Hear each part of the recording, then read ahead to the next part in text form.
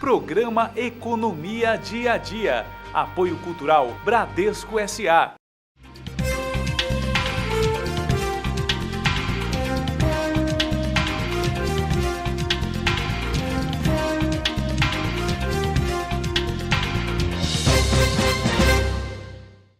Começa agora o programa Economia Dia a Dia, uma realização do Sindicato dos Economistas de São Paulo com o apoio cultural do Banco Bradesco S.A.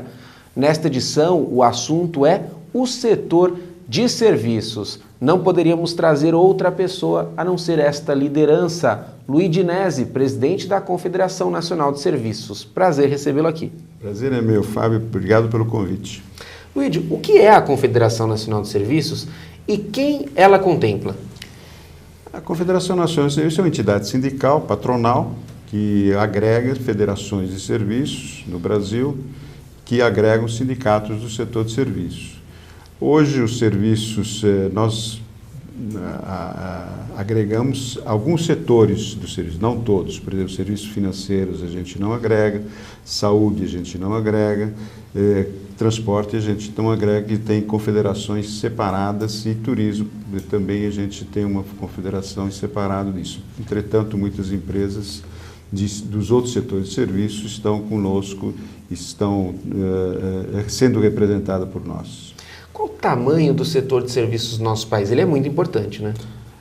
Ele tem crescido ao longo desses anos. Enquanto o setor industrial diminui, o setor de serviço aumenta em termos de representatividade.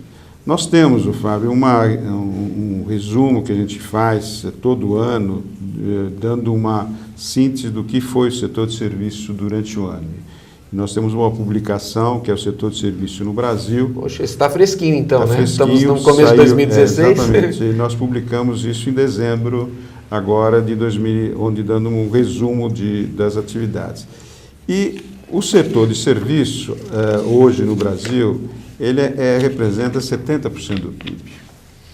Nós estamos chegando quase ao nível das grandes nações que têm um grande potencial de serviço. A França, por exemplo, que está em primeiro lugar, está com quase 80% de serviço, o PIB dela. Os Estados Unidos com 78% e assim por diante. Nós estamos numa posição boa, 71,9%, e é um dos setores, é um dos países que mais aumentou a participação do serviço no PIB. Perfeito, eu estou vendo aí que nós estamos em sétimo, é isso mesmo? Exatamente. Traz Japão, Espanha, Itália, Portugal, Estados Unidos e França. Exatamente. Luigi, agora um tema chato. A crise já chegou no setor de serviços? Ao longo do ano de 2015, quem manteve o emprego mais ativo, efetivamente, durante um período, foi o setor de serviços. A indústria, todo mundo está vendo, ela não mantém mais, não tem capacidade de empregabilidade, né? A indústria representava cerca de 35%, hoje está representando menos de 9% do PIB. Então, com isso, o emprego está desaparecendo na indústria e está se deslocando para o setor de serviços, algumas áreas da área do comércio e também um pouco para a área agrícola, mas muito pouco, porque também a agricultura cada vez mais desemprega, porque está cada vez mais sendo automatizada e por isso o emprego está diminuindo nessas áreas. E infelizmente saiu até o CAGED hoje, revisado e ajustado. O ano passado a gente perdeu mais de 1,5 bilhão de empregos em 2015, sendo que 180 mil empregos foram do setor de serviços que nós perdemos. Então, é uma coisa que está agora nos preocupando, porque é o setor que mais emprega e provavelmente a quantidade de pessoas que vai ser desempregadas é maior em relação aos outros setores. E depende também do setor produtivo, que é um grande contratante dos serviços, claro, né? O setor do produtivo, no caso da indústria, ela tem desempregado e, portanto, também não emprega parte do setor de serviço, que nós somos um grande prestador de serviço para a indústria também, né? Luigi, diante disso, quais são os pleitos do setor de serviço, demandas de legislação, quais são as principais bandeiras? Veja bem, o setor de serviço ele tem crescido praticamente sem quase nenhum apoio por parte dos órgãos governamentais. É mais uma iniciativa, mais empreendedorismo. O financiamento é realmente muito pouco, não tem um financiamento privilegiado para o setor. E o que mais... Então, nós gostaríamos de ter um pouquinho, não privilégios, eu acho que não existe necessidade de privilégio para o setor em detrimento de outro, isso faz mal também.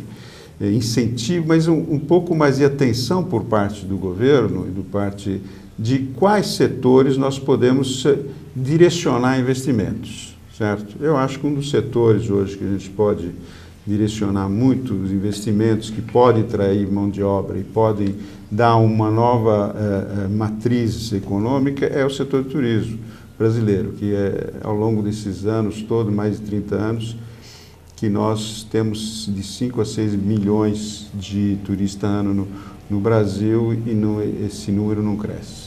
Luigi, você não é o primeiro presidente que eu converso de uma grande entidade como a CNS que fala dessa falta de diálogo do governo, parece que surdo àquilo que vem de pleitos da sociedade civil.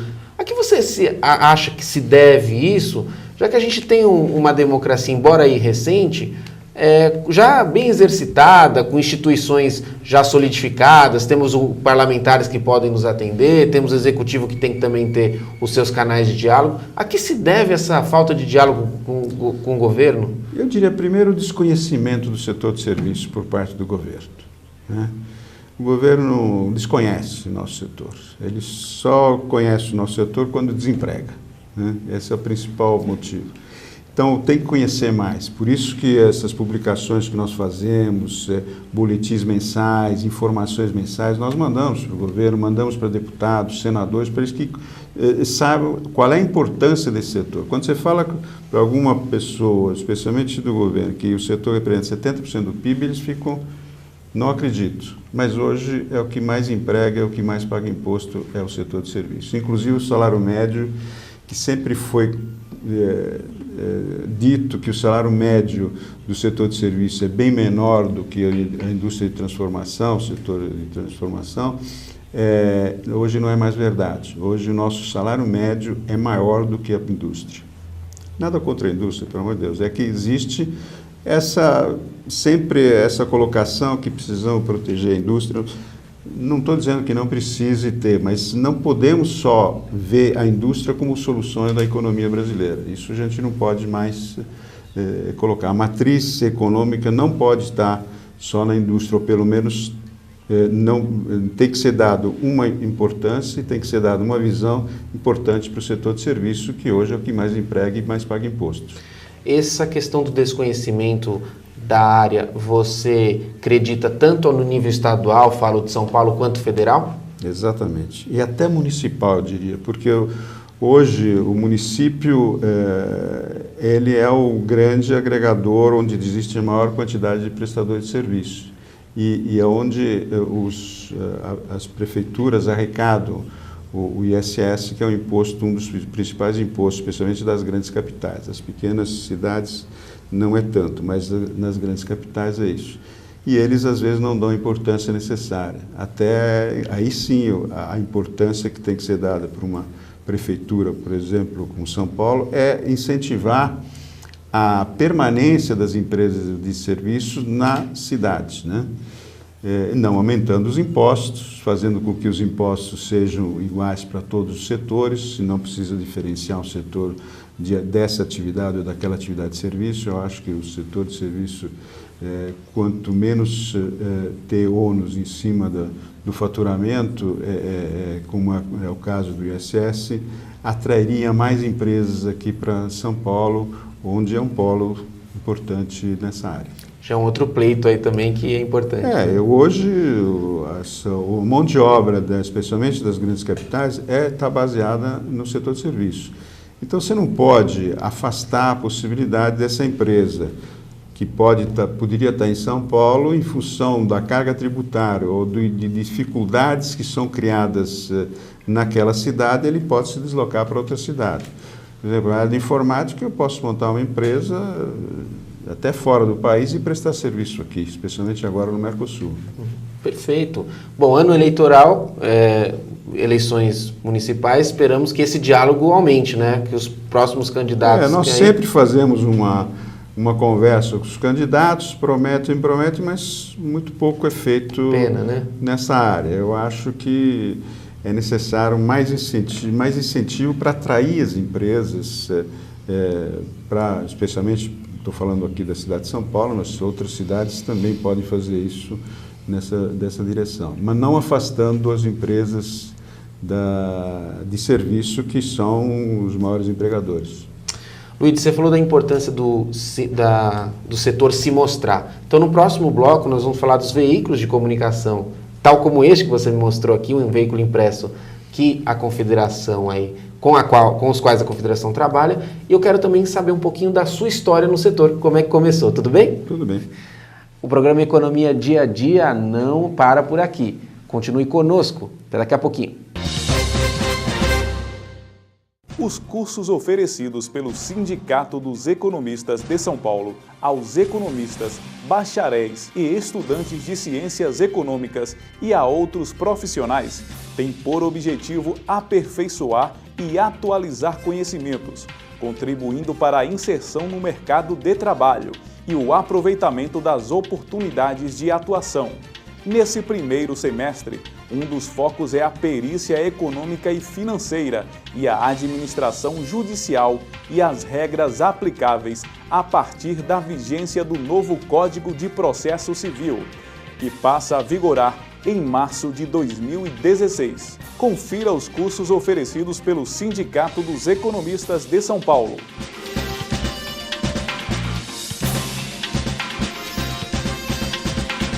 Perícia econômica e financeira, contribuição à solução de conflitos.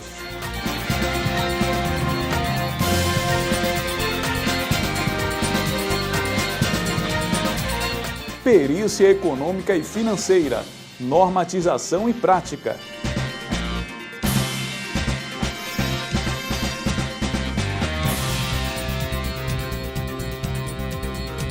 Perícia econômica e financeira, objetivo e coleta de informações.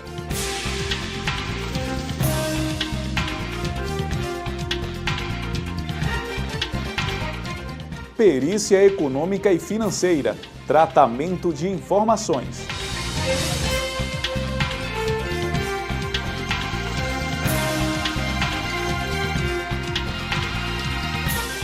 Administração judicial e penhora de faturamento.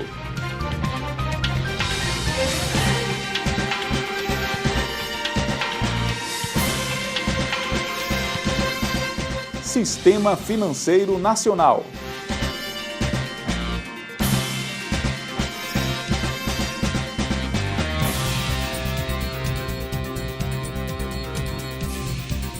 Cálculos periciais, econômicos e financeiros.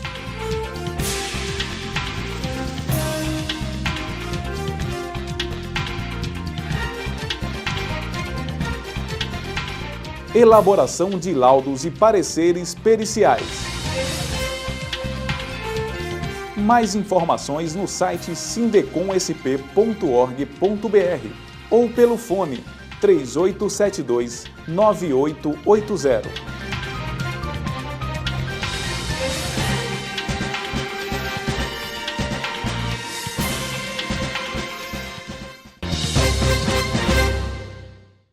Estamos de volta ao programa Economia Dia a Dia, conversando hoje sobre o setor de serviços aqui do nosso país e conversando com uma grande entidade que também cuida desta área e vai falar um pouquinho agora de propostas. Luigi, você tem uma proposta para desoneração de folha salarial. Queria que você detalhasse o que isso vem a contribuir para mais empregos, geração de riquezas para o setor de serviços. Nós estamos falando qual seria o que o governo poderia fazer para melhorar o setor civil. Uma das principais propostas nossas é desonerar o trabalho. Você desonerando o trabalho, você tem capacidade de empregar mais e pagar melhores salários, inclusive. Nós já, desde 2000, encomendamos um estudo para a Fundação Getúlio Vargas, para alterar essa sistemática de cobrança do INSS sobre a folha de pagamento que o patrão paga. Serão uns 20% de INSS sobre folha. A nossa proposta é tirar esse encargo sobre a folha de pagamento, os 20%, e transformar numa contribuição sobre movimentação financeira. Hoje, a tal da CPMF que o governo está querendo implantar. Não é isso que a gente quer. Nós não queremos, deixando bem claro que nós não queremos um novo imposto. Nós queremos uma substituição de um imposto ruim, que é sobre folha de pagamento, que é o INSS sobre folha de pagamento, por uma contribuição sobre movimentação financeira, com uma alíquota que nós já, durante os estudos atualizados, com 0,89%, a gente consegue angariar todos os 20% do INSS sobre folha de pagamento que hoje é recebido sobre a folha. Com isso, a gente diminuiria a carga tributária sobre todos os setores de serviços. Por exemplo, o governo, o ano passado, ano retrasado, ele fez uma proposta de desoneração da folha. Aliás, essa proposta nasceu exatamente da minha proposta, da nossa proposta da CNS de desoneração. Só que o governo particularizou isso e seletizou essa desoneração. Em vez de fazer generalizada para todos os setores, ele escolheu alguns setores e sobre esses setores fez a desoneração. Com o quê? Com o dinheiro do Tesouro, quer dizer, quem pagou foi o governo, foi uma abertura de possibilidade de desoneração de impostos, só que não tinha recurso para colocar naquele lugar, né? E com isso ele teve um déficit que agora nós estamos pagando essa conta. Falar, mas você é contra então a desoneração? Não, não sou contra a desoneração. A minha proposta era nem aumentar e nem diminuir o imposto.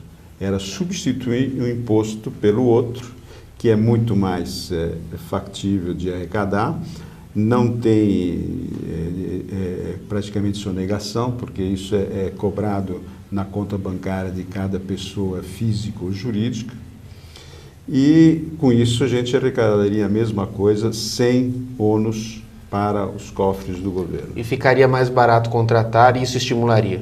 Com isso nós diminuiríamos a carga tributária sobre o trabalho, todos, indistintamente, teriam esse benefício, a indústria, comércio, agricultura e principalmente serviço, evidentemente, mas com isso a gente teria uma uniformidade.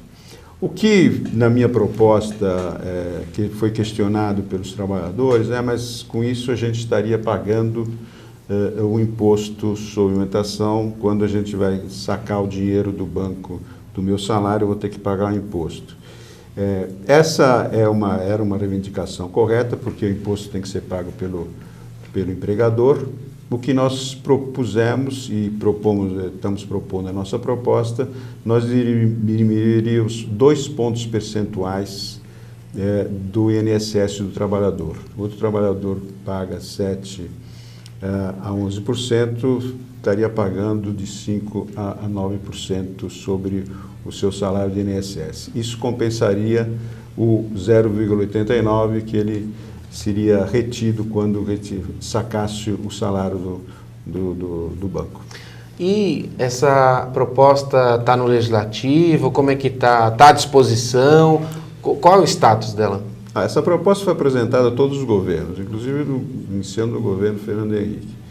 Os 2 governos Lula e agora com o governo da presidenta Dilma. Foi discutida, existe discussão interna dentro do governo, muitos, até ministros, são favoráveis a essa solução, porém ela não ganhou corpo ainda com um projeto de governo por parte do Executivo.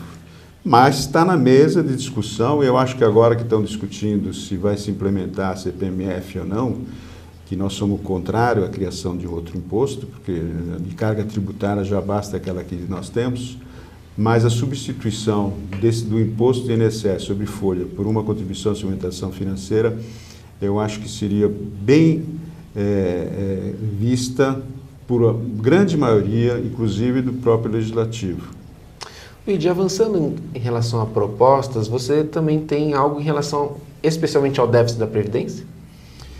Então, déficit da Previdência, com essa proposta, nós primeiro quase que acabaríamos com a sonegação e com a possibilidade de ter falcatruas dentro do processo de arrecadação do INSS, que isso seria automático na conta, né? Então, nós uniformizaríamos a arrecadação. E, ao longo do nosso estudo, o que nós estamos vendo é que, ao longo dos anos, haveria um aumento, inclusive, da atual arrecadação, porque se a economia tem crescido, automaticamente a arrecadação cresceria. Independentemente se um setor vai mal ou outro vai bem, a economia crescendo, todo o setor estaria arrecadando mais. E com isso nós poderíamos colaborar, pelo menos, de manter a arrecadação da Previdência dentro dos moldes de uniformidade e de crescimento. Com essa troca tributária, isso refletiria na questão previdenciária. Evidentemente, a Previdência tem outros fatores, problema da idade, de aposentadoria, que está sendo discutida. Nós temos que ver a aposentadoria feita pelo funcionário público em detrimento do funcionário privado, que existe uma distorção nisso, teria que ser equiparado, para que não houvesse privilégios de um em detrimento de outro, e um pague a conta do outro, né?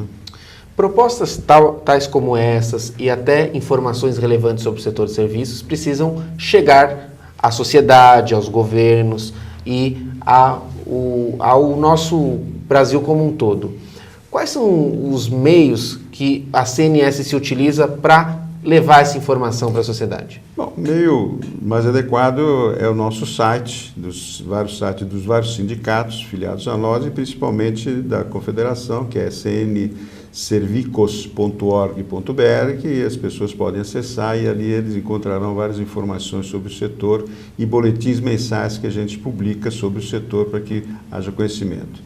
Mas nós mandamos normalmente esses boletins para os deputados, senadores e prefeitos, inclusive. Essa revista, por exemplo, nós estamos enviando para todos os prefeitos do Brasil. Então, pelo menos os prefeitos sabem que o setor onde ele tem possibilidade de arrecadar mais impostos é o setor importante, que é o setor de serviço, possa ter conhecimento deles. E temos mantido contatos com as autoridades, né? Tanto estaduais, municipais ou federais, principalmente federais, no intuito de mostrar a importância do setor, e não pode ser um setor considerado ad hoc, como se fala normalmente, né? Não pode ser mostrado como um setor que é um setor de segunda categoria, vamos chamar assim, né? Quanto que nós estamos hoje, 70% do PIB é serviço e 70% da mão de obra está no setor de serviço. Temos que ressaltar também a questão televisiva. Vocês mantêm um programa de TV no verdade, canal comunitário de São Paulo? Você estava lembrando. Nós temos um programa chamado Combate, na TV aberta, no canal 9 e o canal 99, que às sextas-feiras, às 18h30, toda semana, a gente publica algumas entrevistas, como você está fazendo comigo hoje. Nós também entrevistamos pessoas da área de serviços ou pessoas que possam discutir problemas fiscal, econômico e trabalhista, no intuito de divulgar as nossas ideias. Perfeito. Presidente, como você chegou ao setor de serviços, a esse mercado? Como é que foi? Cheguei? Bom, eu trabalho Eu montei uma empresa de informática em 1967, quando o computador estava chegando no Brasil, né? E daí eu sempre eu sou da área do setor de informática e desde lá até hoje a gente sempre tem feito um trabalho de desenvolver de software, prestar serviço para terceiros, etc. Nós fomos pioneiros nessa área. Hoje, o que mais me atrai é exatamente essa divulgação para o setor de serviços. Criamos o Sindicato das Empresas de Informática, depois criamos a primeira Federação de Serviços do Estado de São Paulo, a FESESP, e criamos a Confederação Nacional de Serviços. Foi uma luta intensa, porque existiam várias entidades contrárias a isso. O setor sindical é um pouco competitivo e quando existe uma nova ideia, sempre essa nova ideia, o novo sindicato, às vezes é combatido por outros sindicatos que já estão representando o setor, mas dentro da legislação nós conseguimos fazer com que o setor fosse hoje representado e está representado pela CNS. Legal, ótimo. O nosso objetivo aqui foi apresentar o setor de serviços, bem como as entidades que o defendem. Quero que você fique à vontade para suas considerações finais e que contemple alguma informação que as nossas perguntas não conseguiram abranger. O que nós gostaríamos é que soubessem, principalmente o governo, soubesse da importância do setor e considerasse esse setor na matriz econômica do país, e não simplesmente uma coisa adicional a uma matriz econômica, por exemplo, estruturada sobre a indústria ou sobre a agricultura. A agricultura é importantíssima para o país, nós somos um país agrícola, eu acho que tem que ser cada vez mais prestigiada, e ela também, é um setor que cresceu com as próprias vontades, certo? Dentro da estrutura que foi criada, desenvolveu, inovou e hoje nós somos competitivos independentemente de reservas e mercados que podem ser criadas por outros países.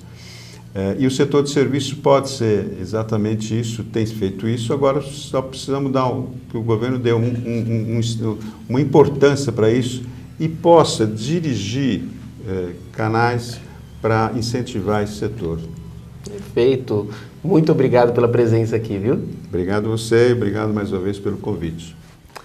Esta edição do programa Economia Dia a Dia fica por aqui, mas você pode acompanhar este e outros conteúdos no nosso site. Você também pode e deve, economista, acompanhar os cursos que essa instituição oferece, a fim de que você possa se aprimorar mais na carreira.